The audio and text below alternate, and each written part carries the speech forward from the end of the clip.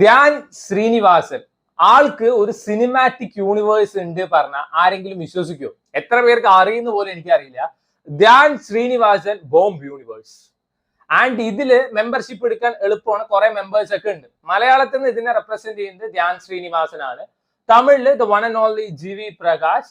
And when it comes to Bollywood അവിടെ വൻ മത്സരമാണ്. ഇപ്പൊ തൽക്കാലം അർജുൻ കപൂർ ആണ് ഉള്ളത്.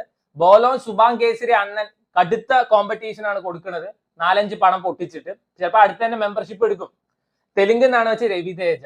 കന്നഡയിൽ ആരെങ്കിലും ഉണ്ടെങ്കിൽ അറിയാന്ന് വെച്ചാൽ പറയാം. സോ പറയുന്നത് നമ്മുടെ ജി.വി. പ്രകാശിന്റെ ബ്ലാക്ക് മെയിൽ പറഞ്ഞിട്ടൊരു സിനിമ ഞാൻ കണ്ടു. സൺനെക്സ്റ്റ് OTT പ്ലാറ്റ്ഫോമിലാണ് സ്ട്രീം ചെയ്യുന്നത്. സോ കൂടെ അഭിനയിച്ചിരിക്കുന്നത് the great actor Srikanth. Srikanth കിഡു ആക്ടറാണ്. ആര് ചത്താലും, ആരുടെ കല്യാണം ആണെങ്കിലും, ആര് ജനിച്ചാലും, ഇവൻ ഓസ്കാർ ആൾക്ക് കിട്ടി പറഞ്ഞാലും ഒരേ എക്സ്പ്രഷൻ ആണ് ആളുടെ മുഖത്ത്. അതുകൊണ്ട് വൻ കിഡു പെർഫോമൻസ് ആയിരുന്നു. സോ ജി.വി. പ്രകാശിന്റെ എല്ലാ പടങ്ങളും അറിയാലോ. ധ്യാൻ തമിഴ് വേർഷൻ ഓഫ് ധ്യാൻ തന്നെയാണ്. Bomb bomb bomb.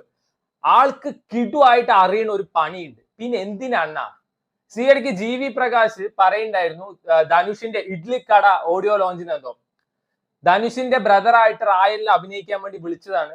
ആളെ ബിട്രേ ചെയ്യേണ്ടി വരും, അതുകൊണ്ട് മാത്രമാണ് ഞാൻ ആ ക്യാരക്ടർ ചെയ്യാതിരുന്നതെന്ന്. ഇജാതി ചവർ എടുത്തിട്ട് നാട്ടുകാർ ഉയരെടുക്കുമ്പോ നിങ്ങൾക്ക് സെന്റിമെന്റ്സ് ഒന്നും ഇല്ല അല്ലേ? സോ ബ്ലാക്ക് മെയിൽ സിനിമയെ പറ്റി പറയണ വെച്ചാൽ ഈ ടൈറ്റിലിനോട് 100%